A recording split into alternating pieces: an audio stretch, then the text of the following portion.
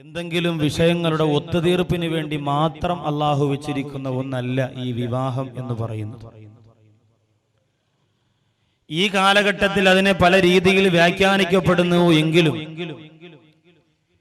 ഇസ്ലാം എപ്പോഴും ഒറ്റപ്പെടലിൽ നിന്നും മനുഷ്യനെ മാറ്റി നിർത്തുന്ന ഒരു മതമാണ്. സമൂഹമായി സമുദായത്തിൽ ഒത്തൊരുമയോടുകൂടി നിന്ന് മുന്നോട്ട് പോകണമെന്നുള്ള ആശയം ഇസ്ലാമിന്റെ തുടക്കം മുതൽ എല്ലാ ഭാഗങ്ങളിലും നമുക്ക് കാണാൻ സാധിക്കും.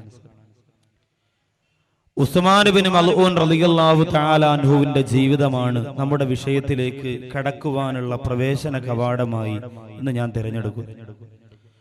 ഉസ്മാൻ ബിൻ മൽഊൻ റളിയല്ലാഹു തആല അൻഹുവിന്റെ പ്രിയപ്പെട്ട ഭാര്യ അല്ലാഹുവിന്റെ ഹബീബ് നബി മുഹമ്മദ് മുസ്തഫ സ്വല്ലല്ലാഹു അലൈഹി വസല്ലമ തങ്ങൾ കാണുകയുണ്ടായി. നിക്കാഹ് കഴിഞ്ഞ് കുറച്ച് ദിവസമേ ആയിട്ടുള്ളൂ. ആയിഷാ ബീവി റളിയല്ലാഹു തആല അൻഹ നോക്കുമ്പോൾ ഒരു പുതുമണവാട്ടിയുടെ സന്തോഷമൊന്നും ഉസ്മാൻ ബിൻ മൽഊൻ റളിയല്ലാഹു അൻഹുവിന്റെ ഭാര്യയിൽ കാണുന്നില്ല. സാധാരണ നമ്മുടെയൊക്കെ വീട്ടിൽ കല്യാണം കഴിഞ്ഞാൽ പിന്നെ കുറെ നാളത്തേക്ക് പേരല്ലൂലിയും പൗഡറും പുതിയ പുതിയ ഡ്രസ്സുകളും, ളുഹറിന് ഒരു ഡ്രസ്സ്, അസറിന് ഒരു ഡ്രസ്സ്, 4 ബനിയൻ ഒരു ദിവസം, പിന്നെ സ്പ്രേ, ഇതൊക്കെ ഭയങ്കര സെറ്റപ്പാണ്. ഇത് ഈ കാലഘട്ടത്തിൽ മാത്രമല്ല, ഒരു പുതുമണവാട്ടിയും ഒരു മണവാളനും എന്നൊക്കെ പറയുമ്പോൾ പലപ്പോഴും യാത്ര ചെയ്യേണ്ടതുണ്ട്, അവരെ ഇവരെ കാണേണ്ടതുണ്ട്, സന്ദർശകരൊക്കെ വരും. അപ്പൊ അങ്ങനെ വരുമ്പോ എന്തായാലും ശാരീരികമായ രീതിയിലും മാനസികമായ രീതിയിലും ഒരു സന്തോഷം, പിന്നെ ഒരു കുടുംബ ജീവിതം തുടങ്ങിയ ഒരു സംതൃപ്തി. കല്യാണം കഴിഞ്ഞ് 1ാമത്തെ ദിവസമൊക്കെ കഴിഞ്ഞ് ഇറങ്ങി വരുമ്പോ പുതുമണവാളന്റെ മുഖത്തൊക്കെ ഒന്ന് നോക്കിയാൽ ഒരു ചെറിയ ഉഷാറൊക്കെ ഉണ്ടെങ്കിൽ അൽഹംദുലില്ലാഹ് റാഹത്താണ്, ഇല്ലെങ്കിൽ സുബ്ഹാനല്ലാഹ്. അപ്പൊ അതൊരു പ്രത്യേകമായ ഉണർവാണ്. കുറെ ദിവസത്തേക്ക് പിന്നെ കല്യാണം കഴിയുമ്പോൾ നല്ല സന്തോഷമാണ്. ചിലരൊക്കെ ചോദിക്കാറുണ്ടല്ലോ, എന്തു പറ്റി കല്യാണം കഴിഞ്ഞ് 2-3 മാസമായിട്ടും നിന്റെ മുഖത്തൊന്നും ഒരു വെളിച്ചമില്ലല്ലോ, അത് ശരിയല്ലല്ലോ എന്നുള്ള അർത്ഥത്തിലാ ചോദ്യം. അത് ശരിയല്ല തന്നെയാണ്.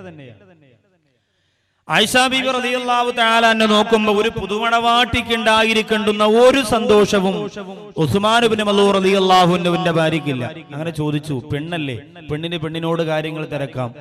ചോദിച്ചു, എന്താണ് പ്രശ്നം, എന്തോ ഒരു കാര്യമായ തകരാറുണ്ട്, എന്താണ്? ഉസ്മാൻ ബിൻ മൽഊൻ റളിയല്ലാഹു അൻഹുവിന്റെ ഭാര്യ പറഞ്ഞു, എന്റെ ഭർത്താവിന് പെണ്ണിനെ വേണ്ട, ആവശ്യമില്ല, എന്നോട് സംസാരിക്കുന്നില്ല, എന്റെ അടുത്ത് വന്നിരിക്കുന്നില്ല, എന്റെ കൂടെ കിടക്കുന്നില്ല, എന്റെ കൂടെ മിണ്ടുന്നില്ല, ഒന്നുമില്ല. രാത്രി ആയിക്കഴിഞ്ഞാൽ മൂപ്പരൊരു വലിയ അന്ന് നിസ്കരിക്കാൻ ഉപയോഗിക്കുന്ന അന്നത്തെ ഷീറ്റോ പായോ എന്താ കൊണ്ടുപോയി ഇബാദത്തും, പകൽ സമയമായി കഴിഞ്ഞ നോമ്പും, പിന്നെ രാത്രി ഖുർആൻ ഓതൽ, ഇതൊക്കെ തന്നെ പരിപാടി. പെണ്ണിന്റെ അടുത്ത് എന്തിനാ ഇവിടെ മണവറ വന്നിരിക്കുന്നത് എന്ന് പോലും ചോദിക്കാൻ ആളില്ല.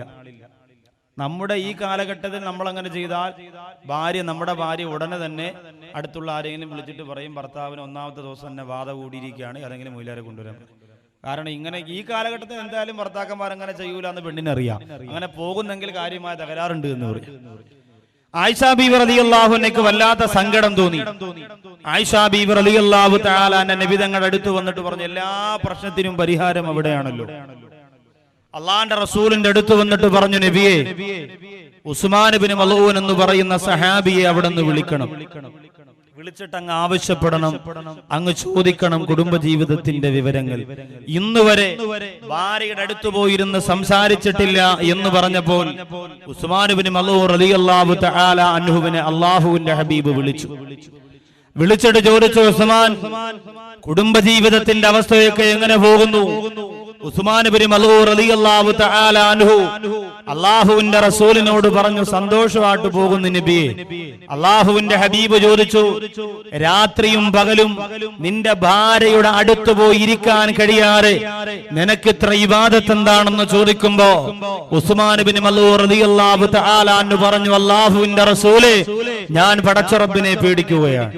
എന്റെ രാത്രിയുടെയും എന്റെ പകലിന്റെയും സമയം എന്തിനു വേണ്ടി ചിലവഴിച്ചു എന്ന് എന്റെ കരുണക്കടലാര പടച്ച റബ്ബ് എന്നോട് ചോദിച്ചാൽ അല്ലാഹുവിന്റെ ദീനിന് വേണ്ടി കൊടുത്തു എന്ന് പറയണമെന്ന് ഉസ്മാൻ ബിൻ മൽഊൻ റളിയല്ലാഹു അൻഹു പറഞ്ഞപ്പോ കരുണക്കടലായ അല്ലാഹുവിന്റെ റസൂൽ നബി മുഹമ്മദ് മുസ്തഫ സ്വല്ലല്ലാഹു അലൈഹി വസല്ലമ തങ്ങൾ ചോദിച്ചു, വതുമിനു കമാ നുമിനു യാ ഉസ്മാൻ, ഞാൻ വിശ്വസിക്കുന്ന മതത്തിലല്ലേ ഉസ്മാനെ നീ വിശ്വസിക്കുന്നത് എന്ന് ഹബീബായ നബി മുഹമ്മദ് മുസ്തഫ സല്ലല്ലാഹു അലൈഹി വസല്ലമ തങ്ങൾ ചോദിച്ചു. അതായത് ഞാൻ വിശ്വസിക്കുന്ന ഇസ്ലാം, ഞാൻ വിശ്വസിക്കുന്ന പടച്ചറബ്, ആ പടച്ചറബിനെ അല്ലാതെ പിന്നെ ആരെയാണ് നീ വിശ്വസിക്കുന്നത്? ഏറ്റവും അധികം നിങ്ങളിൽ അള്ളാഹുവിനെ ഭയക്കുന്നത് ഞാനാണ്. ഏറ്റവും അധികം അള്ളാഹുവിനെ ഇബാദത്ത് ചെയ്തുകൊണ്ട് സമയം ചെലവഴിക്കേണ്ടത് ഞാനാണ്. ഞാൻ പോലും വിവാഹം കഴിച്ചല്ലോ, ഭാര്യാഭർത്തൃ ബന്ധം നടത്തുന്നല്ലോ. എന്നിട്ട് എന്തേ എന്നെക്കാളും വലിയ തഖ്വയുടെ പദവിയിലേക്ക് എത്താൻ നീ മോഹിക്കുന്നുണ്ടോ എന്ന് ചോദിച്ചപ്പോൾ ഉസ്മാൻ ഇബ്നു മൽഊൻ റളിയല്ലാഹു തആല അൻഹുവിന്റെ കണ്ണുകൾ നിറഞ്ഞു. ആരംഭപ്പൂവായ നബിതങ്ങള് ഉസ്മാൻ ഇബ്നു മൽഊൻ റളിയല്ലാഹു അൻഹുവിന് ഒരു കൊച്ചുകുട്ടിക്ക് പറഞ്ഞു കൊടുക്കുന്ന പോലെ കുടുംബജീവിതത്തിന്റെ വ്യവസ്ഥകൾ ഇങ്ങനെ വിശദീകരിച്ചു കൊടുക്കുകയാണ്.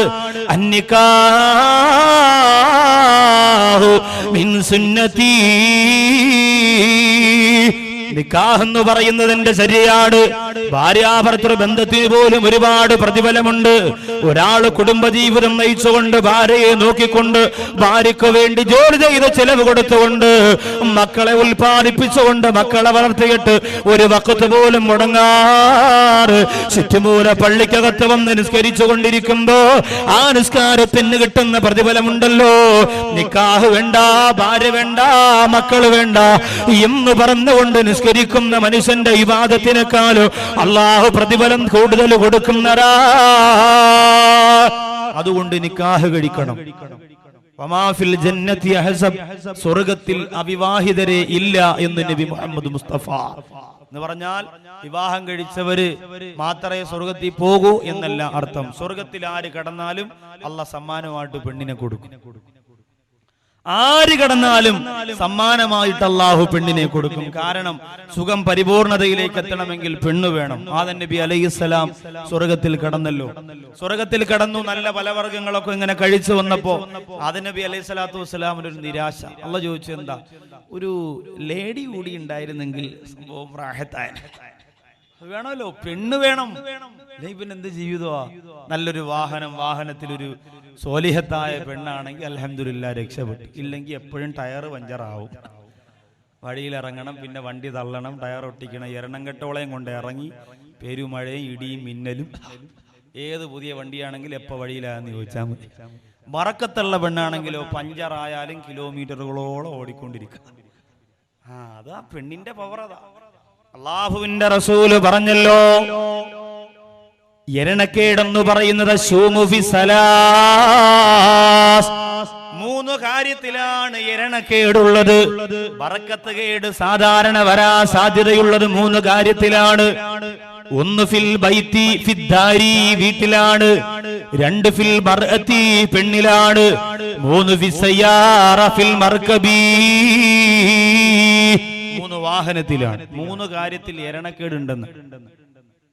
ഒരു വീടിൽ താമസം തുടങ്ങി, ഒന്നാമത്തെ ദിവസം തന്നെ മിന്നൽ വന്നു, എല്ലാം അടിച്ചുപോയി. രണ്ടാമത്തെ ദിവസം നോക്കുമ്പോൾ വീടിന്റെ ഒരു സൈഡ് ഇടിഞ്ഞു വീണു. മൂന്നാമത്തെ ദിവസം നോക്കുമ്പോൾ എല്ലാവർക്കും രോഗമാണ്. അങ്ങനെ എന്നും ബുദ്ധിമുട്ടും വിഷമവും പ്രയാസവുമാണ്. ഈ പരാതിയുമായി അള്ളാന്റെ ഹബീബിന്റെ അടുത്ത് വന്ന സഹാബത്തിനോട് നബിതങ്ങൾ പറഞ്ഞത്, ആ വീട് അങ്ങ് വിറ്റ് കളയാനാവും, അത് മാറ്റിയിട്ട് നല്ല വേറൊരു വീട്ടിൽ താമസിക്കും, ഒരു ബറക്കത്തുള്ള. അതങ്ങനെയുണ്ട് ഇസ്ലാമിൽ. റോഡിലാണ് കസേര, റോഡിലാണ് കസേര. റോഡിലിടല്ലേ.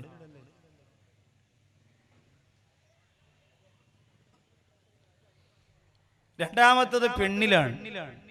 പെണ്ണിലും അങ്ങനെ തന്നെയാണ്. മൂന്നാമത്തെ വാഹനം. ഒരു വാഹനം എടുത്തു, പുതിയ വാഹനമാണ്. എടുത്തുകൊണ്ട് വന്നപ്പോൾ തന്നെ ഓടയിൽ ചെറുതായിട്ടൊന്ന് ചരിഞ്ഞു. പിന്നെ കൂട്ടുകാരെല്ലാം കൊണ്ട് തള്ളിക്കയറ്റി അങ്ങോട്ട് കൊണ്ടുപോയപ്പോൾ ഒരാണി കയറി ടയർ പോയി. പിന്നെ ടയർ മാറ്റിയിട്ട് കുറച്ചങ്ങോട്ട് പോയപ്പോൾ ലൈറ്റ് ഇളവി വീണു. ഇതിങ്ങനെ എന്നും ഇത് തന്നെ പരിപാടി. ഇങ്ങനെ ആയിക്കഴിഞ്ഞാൽ ആ വാഹനം പിന്നെ വെച്ചുകൊണ്ടിരിക്കേണ്ട, അത് കൊടുത്തിട്ട് വേറൊരു വാഹനം. പെണ്ണിന്റെ വിഷയവും അങ്ങനെ തന്നെയാണ്. ഇസ്മായിൽ നബി അലൈഹിസ്സലാത്തു വസ്സലാമിന്റെ പ്രിയപ്പെട്ട ഭാര്യയോട് ഖലീലുല്ലാഹി ഇബ്രാഹിം നബി അലൈഹിസ്സലാം വരുമ്പോൾ മകൻ വീട്ടിലില്ല. തന്റെ പ്രിയപ്പെട്ട മരുമകളെ നോക്കിയിട്ട് ഇബ്രാഹിം നബി അലൈഹിസ്സലാം പറഞ്ഞതെന്തെന്നറിയോ? എന്റെ പൊന്നുമോൻ വരുമ്പോ പറയണം, വീടിന്റെ വാതിൽപ്പടി ശരിയല്ല, വീടിന്റെ കട്ടള ശരിയല്ല, അതൊന്ന് മാറ്റിവെക്കാൻ വാപ്പ വന്ന് പറഞ്ഞിട്ട് പോയെന്ന് പറയണം മോളെ. ഇസ്മായിൽ നബി അലൈഹിസ്സലാം വന്നപ്പോ ഭാര്യ പറഞ്ഞു, ഉപ്പ വന്നിരുന്നു, വന്നിട്ട് വീടിന്റെ വാതിൽ ശരിയല്ല മാറ്റാൻ പറഞ്ഞു. ഇസ്മായിൽ നബി പറഞ്ഞു, നിന്നെ ഞാൻ തൊലാഖില്ലിരിക്കുന്നു. വാതിൽ മാറ്റാൻ പറഞ്ഞപ്പോ തലാഖില്ലിരിക്കും. തേക്കിൻ്റെതാണെങ്കിലും തലാഖില്ലിരിക്കും. എത്ര പോളീഷ് ഉള്ളതാണെങ്കിലും തലാഖില്ലിരിക്കും. കരുനാഗപ്പള്ളി കായംകുളത്തൊക്കെ എല്ലാം ഡ്യൂപ്ലിക്കേറ്റ് ശരിക്കും സാധനം കിട്ടണ്ട.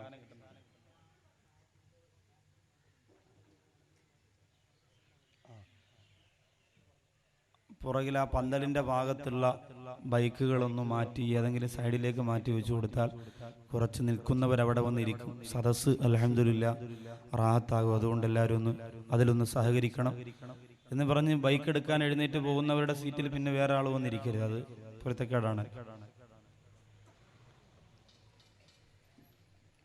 ബിസ്മില്ലാ. അപ്പൊ നിക്കാഹ് കഴിക്കൽ ഇസ്ലാമിൽ ആവശ്യമാണ്. പ്രിയപ്പെട്ട സഹോദരങ്ങൾക്ക്, ഈ മുസ്ലിം യുവജന വേദിയിൽ എനിക്ക് തോന്നുന്നു എല്ലാവരും മിക്കവാറും അവിവാഹിതരാണ്. അപ്പൊ അവരുടെ കല്യാണം ഒന്ന് നടക്കാൻ വേണ്ടിയായിരിക്കും മിക്കവാറും ഈ വിഷയം എനിക്ക് തന്നത്. അവരുടെ വാപ്പായും ഉമ്മായൊക്കെ വന്നിരുന്ന് എന്തായാലും വാള് വെക്കും. ഇത്രയും കഷ്ടപ്പെട്ട് പൈസയും പിരിച്ച് നമ്മളൊരു പരിപാടി വെക്കുമ്പോൾ നമ്മളെ കല്യാണമെങ്കിലും നടക്കട്ടെ ഉസ്താദ്, നിങ്ങളെത്തി കല്യാണത്തിന്റെ കാര്യം ഗൗരവത്തോടെ പറഞ്ഞു കൊടുക്കുക. നമ്മൾ എത്രയെന്നും പറഞ്ഞ് ഈ മൊബൈലിന്റെ ക്ലിപ്പും കൊണ്ട് ഇങ്ങനെ നടക്കും. എല്ലാം പ്രശ്നമാണ്. ഇൻഷാ അല്ലാഹ് സമയം ഉണ്ടെങ്കിൽ ഒരു ദിവസമേ ഉള്ളൂ. അത് മാത്രമല്ല, ഇപ്പൊ 2 മണിക്കൂറല്ലേ പറയാനും പറ്റുള്ളൂ. അപ്പൊ അതുകൊണ്ട് അതിൻ്റെതായ വിഷയങ്ങളിലേക്ക് എല്ലാം കടന്നു ചെല്ലാൻ പറ്റൂല. എങ്കിലും ഒന്ന് തുടങ്ങി വെക്കാം, അത്രേ പറ്റുള്ളൂ. കുടുംബജീവിതമൊക്കെ ഒരു 4-5 ദിവസം കിട്ടിയേ പറ്റുള്ളൂ. റമദാൻ കഴിഞ്ഞ് ഇൻഷാ അല്ലാഹ് കായംകുളത്ത് നമ്മൾ പരിപാടി 4 ദിവസത്തെ പരിപാടി ചേർത്തുകൊണ്ട് കുടുംബജീവിതം പറയുന്നുണ്ട്. അന്ന് ഓരോ ദിവസം കാര്യമായിട്ട് പറയുന്നു. ഇപ്പൊ ഏതായാലും എല്ലാം ഒന്ന് ഉൾക്കൊള്ളിച്ച് നമുക്ക് പോകാം. അപ്പൊ സ്വർഗത്തിലേക്ക് ആര് കടന്നാലും അല്ലാഹു ജല്ല സുബ്ഹാനഹു വ തആല സ്വർഗത്തിൽ കൊടുക്കുന്നവർക്ക് സമ്മാനമാണ്. കടക്കുന്നവർക്ക് കൊടുക്കുന്ന സമ്മാനം വഹൂർനീൻ ഖംസാലിൽ ലുഅ്ലുഇൽ മക്നൂൻ, തെറിച്ചു വീണ മുത്തുകളെ പോലെയുള്ള, മാണിക്യത്തെ പോലെയുള്ള, പവിടങ്ങളെ പോലെയുള്ള, പവിടമുത്തുകളെ പോലെയുള്ള സുന്ദരികളായ പെൺകുട്ടികളെ സ്വർഗത്തിലേക്ക് കടന്നു പോകുന്ന സഹോദരങ്ങൾക്ക് അല്ലാഹു സമ്മാനമായി കൊടുക്കുന്നതാ. അത് പറയുമ്പോൾ ഈ ചുറ്റുമൂലയുടെ പരിസരത്തുള്ള ചില ഉപ്പമാര് 90 ചെന്ന 95 ചെന്ന 80 ചെന്ന 85 ചെന്ന ഉപ്പമാര് മനസ്സുകൊണ്ട് പറയും, ഉസ്താദേ നമ്മുടെ വിചാരങ്ങളൊക്കെ കെട്ടടങ്ങിയിരിക്കുകയാണ്. നമ്മൾ മരണപ്പെട്ടു പോയിട്ട് ഇനി നമ്മൾ പരലോകത്ത് വന്ന് സ്വർഗമാണ് കിട്ടുന്നതെങ്കിൽ ഈ 90-ാം വയസ്സിൽ സ്വർഗത്തിലെ പെണ്ണിനെ കിട്ടിയിട്ട് എന്തിനാണ് ഉസ്താദ് എന്ന് ചോദിക്കുന്ന ഉപ്പ ആശങ്കപ്പെടണ്ട. സ്വർഗത്തിലേക്ക് കിടക്കുമ്പോ അല്ലാഹു നിനക്ക് ആംബിയർ തരികയാ. സ്വർഗത്തിൽ കിടക്കുമ്പോ എല്ലുന്തിയ നിന്റെ ശരീരം അല്ലാഹു മാറ്റുകയാണ്. കുടിഞ്ഞുപോയ നിന്റെ കണ്ണുകളെ അല്ലാഹു മാറ്റുകയാണ്.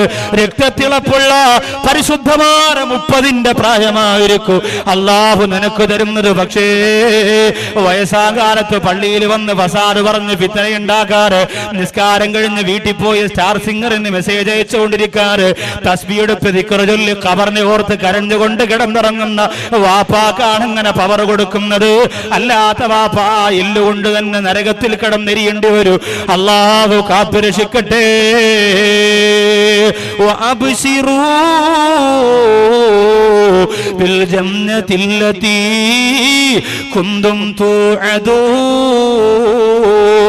ഈ ലോകത്തിരുന്ന് മരണപ്പെടുമ്പോ തന്നെ റഹ്മത്തിന്റെ മാലാകമാരും ഹൂർലീങ്ങളും ഇവന്റെ റൂഹ് കൊണ്ടുപോകുന്ന സമയത്ത് തന്നെ അവന് കൊടുക്കാൻ വെച്ചിരിക്കുന്ന സ്വർഗം കൊണ്ട് സന്തോഷവാർത്ത അറിയിക്കുമെന്ന് അല്ലാഹുവിന്റെ ഖുർആൻ പറഞ്ഞത് ആ ഒരു വിഭാഗത്തെ കുറിച്ചാണ്.